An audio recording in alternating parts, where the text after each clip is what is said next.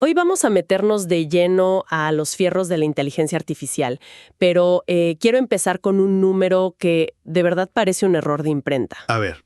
En 2017, crear el modelo de IA que prácticamente revolucionó todo esto costó, digamos, apenas unos $900 en poder de cómputo. Ajá, 900. Sí, 900.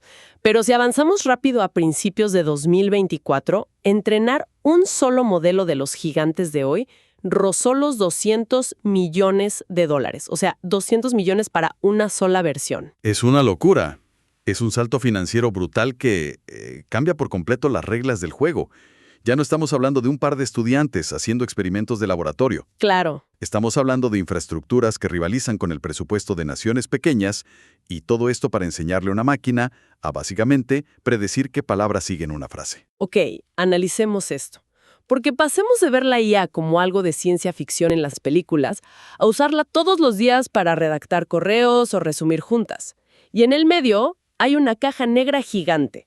Nuestra misión en esta inversión profunda de hoy es desarmar esa caja. Exacto. Vamos a ver desde cómo una máquina realmente aprende de cero, pasando por la mecánica matemática de las redes neuronales, el porqué de esos costos astronómicos que mencionaba, y esto es clave. ¿Qué pasa cuando estos sistemas imperfectos chocan con el mundo real y generan unos dilemas éticos inmensos? Tenemos una pila de fuentes sobre la mesa hoy. Uf, sí. Tenemos de todo. Documentación de Google Cloud, TensorFlow, IBM, Hugging Face, artículos de 4Geeks, Frogames, también un reporte de costos de IT Now y una guía muy interesante de implementación ética de la Fundación Vía Libre. Y desarmar esta caja con todas estas fuentes es súper vital. Lo fascinante aquí es que para quienes nos escuchan, entender cómo se cocina realmente un modelo de IA da una ventaja enorme en el mundo real. Totalmente. Permite separar un poco esa magia que nos venden en los comerciales de lo que realmente es. Y lo que es un flujo de trabajo súper estructurado, muy intensivo en matemáticas y sobre todo lleno de limitaciones humanas. Sí, yo estoy asombrada de lo terrenal que es todo al final. Arranquemos por el principio entonces. Cuando pensamos en programación tradicional, es como armar un reloj, ¿no? Ajá. Escribes un código, pones los engranajes y dices, si pasa A, entonces la máquina hace B. Pero con la inteligencia artificial, las reglas cambian. Ya no programamos las respuestas. Entonces, ¿cómo le enseñamos a algo que no tiene cerebro a aprender por su cuenta? Bueno, el proceso de aprender es, en realidad, un ciclo muy repetitivo de 5 pasos simples según detallan las guías. Todo empieza con los datos. Ok. Primero le muestras a la máquina una cantidad bestial de ejemplos. Luego viene el segundo paso, la predicción. Le das una tarea sencilla, por ejemplo, adivinar la siguiente palabra después de «el cielo está», y el modelo simplemente lanza una respuesta a ciegas. Y si el modelo acaba de nacer, digamos, bien podría decir, el cielo está crujiente. O sea, no tiene la menor idea. Tal cual.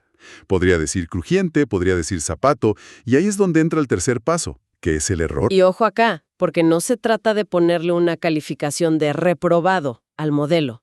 Claro, el sistema calcula matemáticamente qué tan lejos estuvo la palabra crujiente de la respuesta correcta en sus datos, que era azul.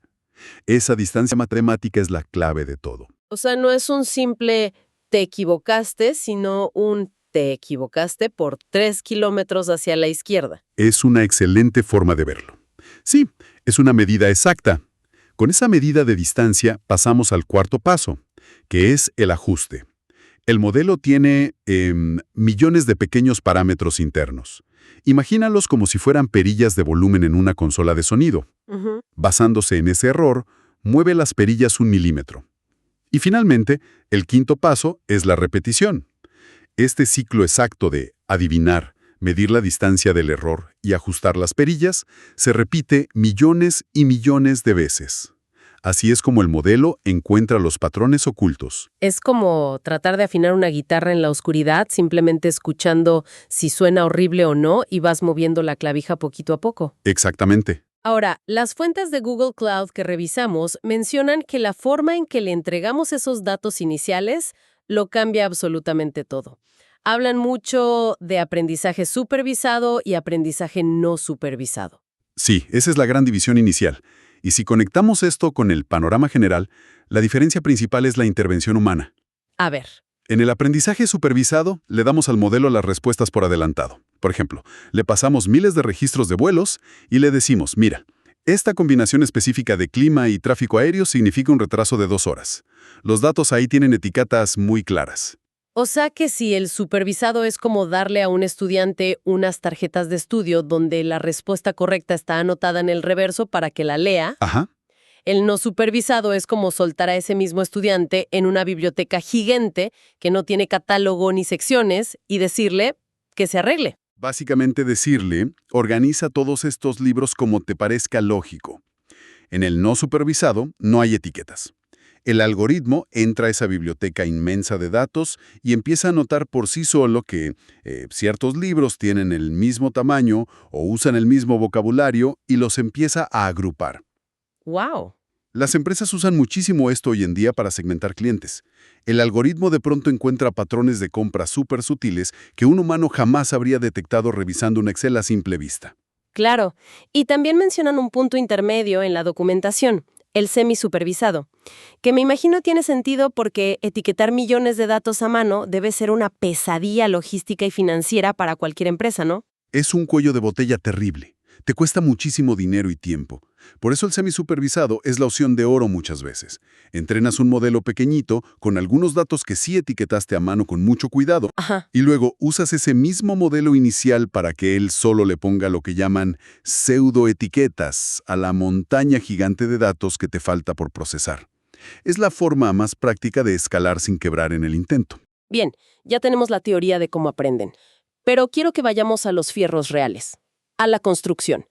Las guías de TensorFlow y FrogAINS proponen un experimento muy clásico llamado Fashion MNST. El famoso Fashion MNST. Sí, básicamente, la idea es enseñarle a una red neuronal a clasificar ropa. Te dan 70,000 imágenes pequeñitas en blanco y negro. Hay camisetas, pantalones, zapatos, y cada foto es súper pequeña, de apenas 28 por 28 píxeles. Ese es como el hola mundo de la visión artificial. Todos los que aprenden inteligencia artificial pasan por ahí, y el primer paso que exigen los manuales técnicos siempre es normalizar esos datos. Sí, leí eso. Un píxel en blanco y negro tiene un valor numérico de 0 a 255 en la computadora, dependiendo de qué tan oscuro sea. La regla de oro ahí es dividir todo por 255 para que los números queden comprimidos en un rango entre el 0 y el 1. Pero a ver, yo aquí me confundí un poco. ¿Por qué hacer esa compresión matemática? O sea, un píxel oscuro es oscuro sin importar si lo llamo 250 o si lo llamo 0.9. ¿Para qué cambiarle el nombre al número? Es que para nosotros visualmente no cambia absolutamente nada, la imagen se ve igual, pero para la red neuronal lo cambia todo. Las matemáticas dentro de la red procesan valores pequeños de una manera muchísimo más estable. Ah, ok. Si le lanzas números grandes y dispares, los ajustes de esas perillas de volumen de las que hablábamos antes se vuelven súper erráticos. La red rebota por todos lados intentando ajustar y no aprende nada. Normalizar es simplemente ponerle todo en un rango manejable para la calculadora interna. Ok, píxeles normalizados entonces. Luego viene la arquitectura de la red en sí. Y aquí es donde la cabeza me hizo cortocircuito cuando leía. A ver. La documentación dice que la primera capa de la red se llama flatten, o capa de aplanamiento. Toman la imagen cuadrada de 28 por 28 y literalmente la estiran en una sola línea larguísima de 784 píxeles. Ajá, la desenrollan. Pero espera, al aplanar la imagen a una sola fila de píxeles, ¿no estamos destruyendo la forma visual? Si yo tomo la foto de una camiseta y la corto en una tira de un solo píxel de ancho, pierde la forma de camiseta. ¿Cómo puede aprender a reconocerla si solo ve una línea interminable de números? Es que es la reacción más intuitiva, pensar que le estamos borrando toda la información visual. Yo también lo pensé la primera vez. Pero la clave es que la red no tiene ojos. No busca formas como nosotros buscamos una silueta. Ya. Lo que busca son correlaciones matemáticas puras. Después de aplanar la imagen en esa línea larga, esos 784 píxeles entran a lo que se llama una capa densa o dense layer. Imagina ahí unos 128 nodos, y cada uno de esos nodos está conectado a los 784 píxeles al mismo tiempo. O sea, ¿una telaraña masiva de cables? Exactamente. Todos conectados con todos.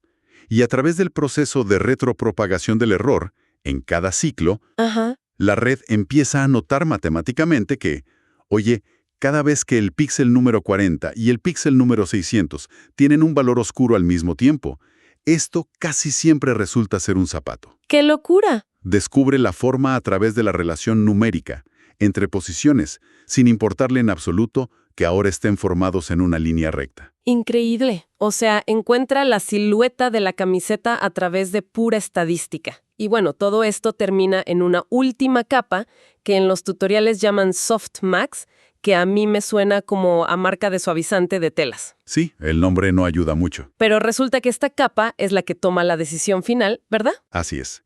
Esa capa final para este ejemplo tiene 10 nodos de salida, uno por cada categoría de ropa. Y su trabajo, gracias a una función matemática, es entregar probabilidades que siempre sumen el 100%. Ok. La red nunca te va a decir con absoluta certeza, esto es una camiseta. Te dice, estoy un 80% seguro de que es una camiseta y tengo un 20% de sospecha de que podría ser un abrigo. Todo este ensamblaje suena perfecto en el laboratorio. Armamos la red, la entrenamos, le pasamos las imágenes miles de veces y nos da, digamos, un 99% de exactitud. Estamos felices. Claro.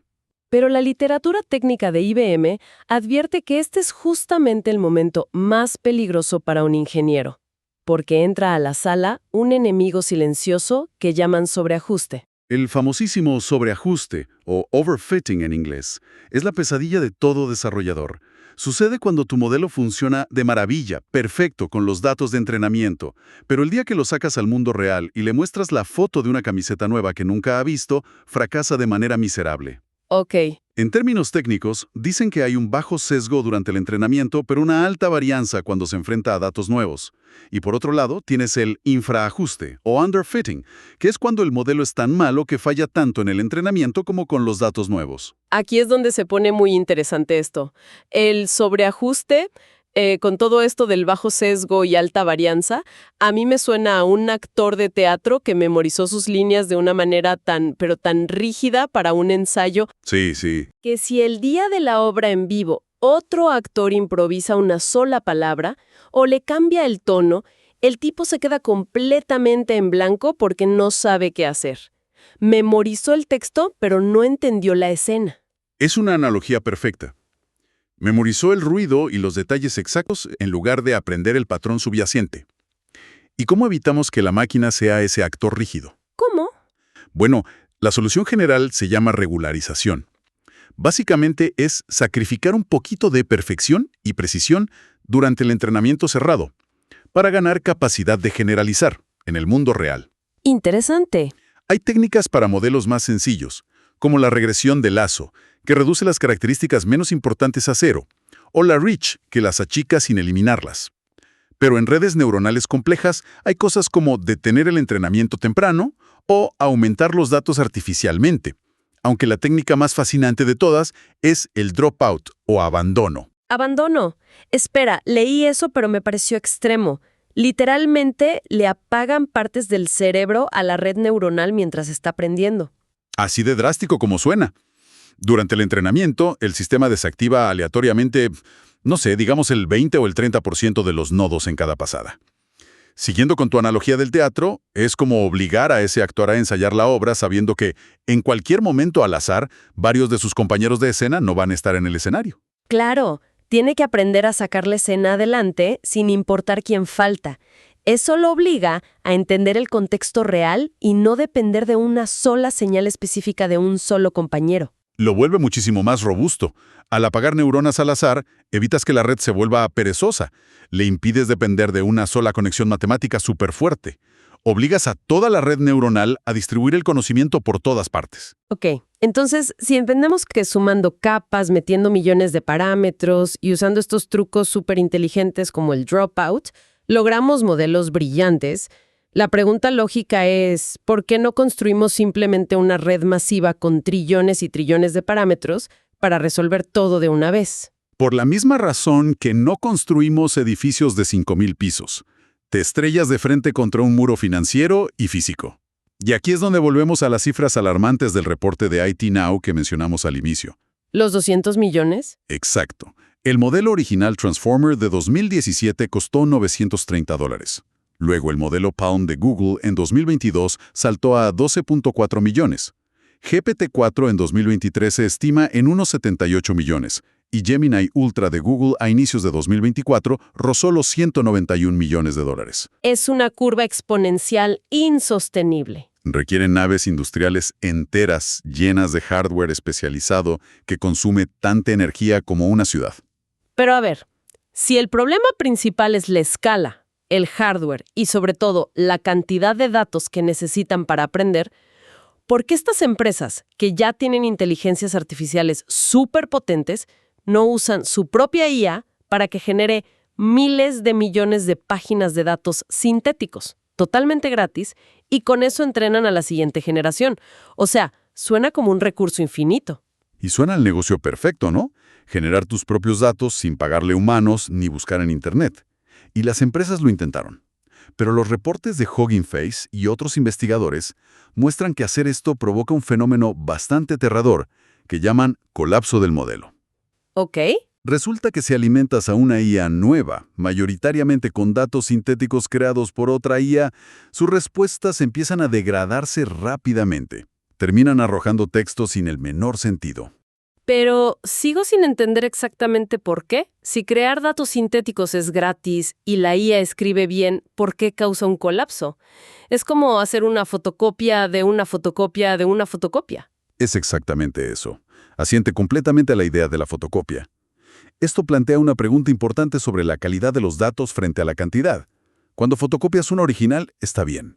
Pero la 10ª generación de fotocopias, los pequeños errores, los sesgos y los artefactos invisibles de la primera IA simplifican tanto que la nueva red neuronal toma esos errores como la estructura real del lenguaje. Terminas con una página gris donde no se lee nada. Al cual alucinan sin sentidos.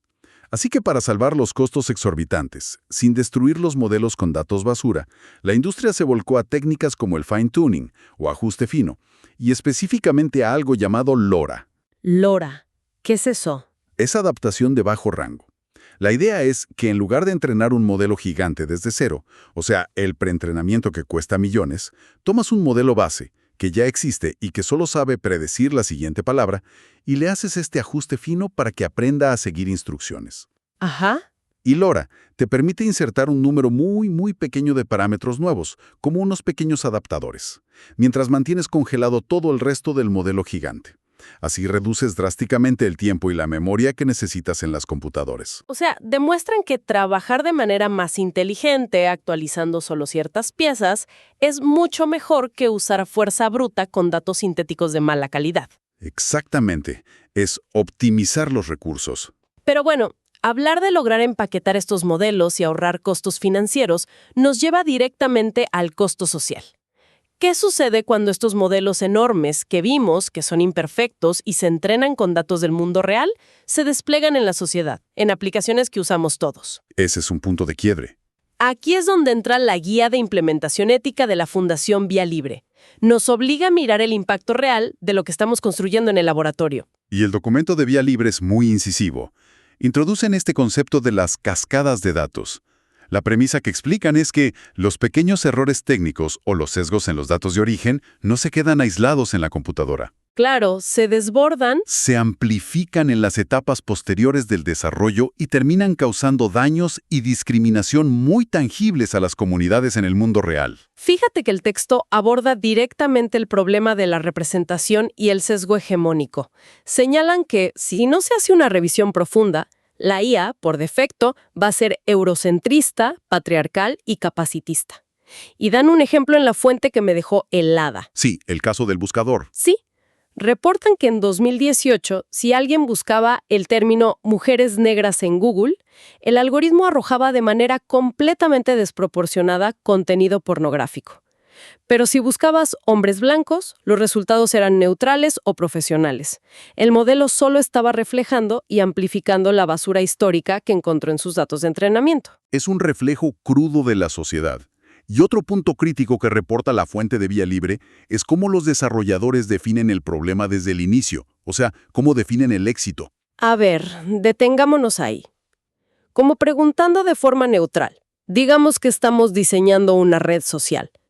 Optimizar el algoritmo para que la gente interactúe más tenga más engagement, parece lo más lógico para mantener el negocio a flote. ¿Por qué la fuente sugiere que esto es un diseño defectuoso? Bueno, reportando estrictamente lo que dicen los autores del texto, ellos advierten que optimizar un algoritmo únicamente para la interacción, sin imponer reglas claras de bienestar social, es peligroso. ¿Por qué? Porque el modelo descubre muy rápido que lo que genera más clics e interacciones instintivas es el contenido violento, el enojo y la polarización extrema. Entonces empieza a recomendar eso por encima de todo. Ah, claro. Por eso argumentan que la calidad del software y la equidad no están disociadas en absoluto. Un software que amplifica sesgos dañinos es, técnicamente hablando, un software defectuoso. Falla en su propósito social. Y hay otro concepto que mencionan que me voló la cabeza, la paradoja de predecir el pasado, que llaman data drift. El desvío de los datos. Sí, explican que el mundo cambia constantemente, pero los datos con los que entrenaste a la IA son siempre del pasado. Tienen un ejemplo en la fuente sobre supermercados en España que es clarísimo. Sí. Reportan que tenían un algoritmo predictivo súper sofisticado que manejaba el inventario perfectamente, basado en años de historial de compras normales. Ajá. Pero llega la pandemia y el algoritmo fracasó estrepitosamente. No pudo prever a tiempo el desabastecimiento de papel higiénico porque, en su universo de datos pasados, el pánico global simplemente no existía. El mundo cambió y la IA se quedó en el pasado. Y para cerrar su análisis, la guía advierte muchísimo sobre cómo se evalúan estos sistemas. Dicen, cuidado con el promedio, con la exactitud global. Ese es un error súper común. Ponen de ejemplo un algoritmo diseñado para predecir qué medio de transporte usarían los estudiantes para ir a la escuela. La exactitud global del sistema, el promedio, era altísimo. Todo parecía un éxito. Pero al revisar el margen de error específico, los auditores descubrieron que el algoritmo predecía sistemáticamente que absolutamente nadie usaría bicicleta. ¡Wow! Fallaba el 100% de las veces específicamente para esa clase minoritaria. Y claro, el gran volumen de aciertos en autobuses y autos ocultaba este fracaso completo en el promedio general. ¡Qué locura! Entonces, ¿qué significa todo este viaje que hicimos hoy?